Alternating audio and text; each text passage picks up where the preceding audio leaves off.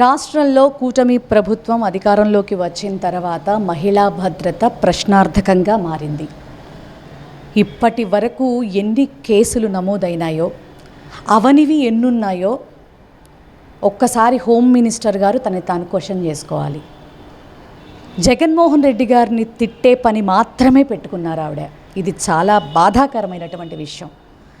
ఆంధ్ర రాష్ట్రంలో ఉన్న మహిళలకి ఓ సాటి మహిళగా, అలాగే ఒక దళిత మహిళగా కూడా దళితులకి ఇబ్బంది కలిగిన, అలాగే ఆడపిల్లలకి ఇబ్బంది కలిగిన హోంశాఖలో ఉన్నటువంటి మీరు ఎంత చక్కని నిర్ణయాలు తీసుకుని ఏ విధంగా ఆడవాళ్ళకు అండగా ఉండొచ్చో మరి రాజకీయ అనుభవం ఉన్నటువంటి మీకు చెప్పాల్సిన పని లేదనుకుంటా.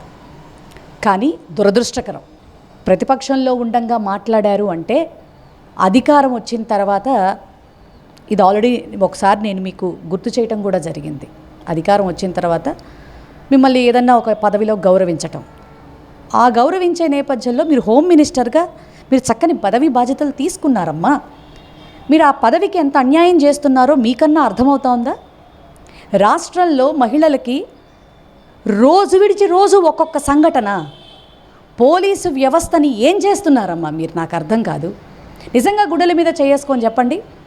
నిజంగా మా జగన్మోహన్ రెడ్డి గారి ప్రభుత్వంలో ఎక్కడో హైదరాబాద్లో ఏదో ఆడపిల్లకు అన్యాయం జరిగితే దిశ అనే చట్టాన్ని తీసుకొచ్చి, దిశ యాప్ని తీసుకొచ్చి, దిశ పోలీస్ స్టేషన్లు తీసుకొచ్చి, స్పెషల్ ఆఫీసర్స్ని, మహిళా ఆఫీసర్స్ని ఇన్స్టాల్ చేసి ఎంత చక్కగా 1,30,00,000 మందితో ఆ యాప్ని డౌన్లోడ్ చేయించి కొన్ని వేల మందిని కాపాడినటువంటి చరిత్ర జగన్మోహన్ రెడ్డి గారి టైంలో.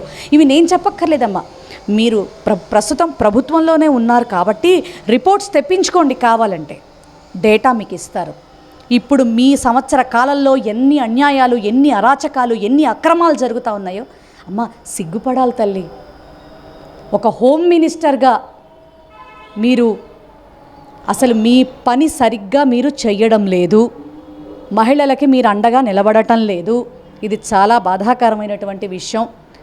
రాష్ట్రంలో మహిళల ఉసురు పోసుకున్న వాళ్ళెవరూ కూడా అది మీ ప్రభుత్వానికి బాగా తెలుసు. ఎందుకంటే 14 to 19 మధ్యాంధ్రప్రదేశ్గా మార్చి మహిళల కన్నీళ్ల ఉసురు పోసుకున్నటువంటి చంద్రబాబు నాయుడు గారికి 19లో ఏం జరిగిందో తెలుసు.